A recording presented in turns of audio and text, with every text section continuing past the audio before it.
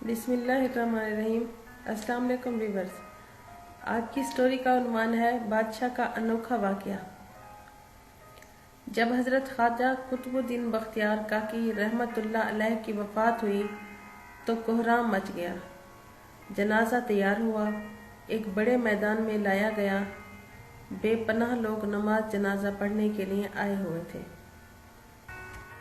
इंसानों का एक समंदर था जो हद्दे निगाह तक नजर आता था। जब जनाजा पढ़ने का वक्त आया, एक आदमी आगे बढ़ा और कहने लगा कि मैं ख्वाजा कुतुबुद्दीन बख्तियार काकी रहमतुल्लाह अलैह का वकील हूँ। हजरत ने एक वसीयत की थी, मैं इस मजमे तक वो वसीयत पहुँचाना चाहता हूँ। मजमे पर सन्नाटा छा गया। वकील ने पुकार कर कहा, हज़रत ख्वाजा कुतुबुद्दीन बख्तियार काकी रहमतुल्लाह अलैह ने ये वसीयत की कि मेरा नमाज जनाजा वो शख्स पढ़ाए जिसके अंदर 4 खूबियाँ हों। नंबर 1, ज़िंदगी में उसकी तकबीर औला कभी कज़ा न हुई हो। नंबर 2, उसकी तहज्जुद की नमाज कभी कज़ा न हुई हो। नंबर 3, उसने गैर महरम पर कभी भी बुरी नज़र न डाली हो।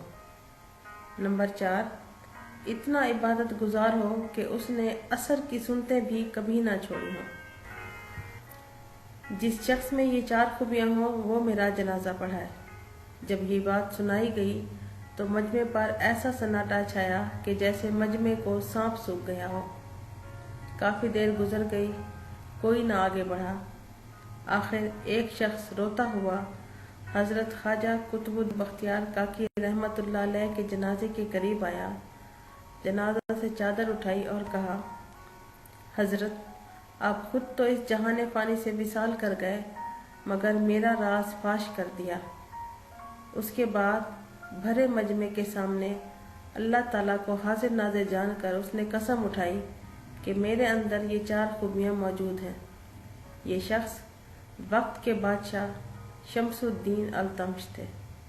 शुक्रिया व्यूअर्स। अगर स्टोरी अच्छी लगी हो तो लाइक और शेयर ज़रूर कीजिएगा।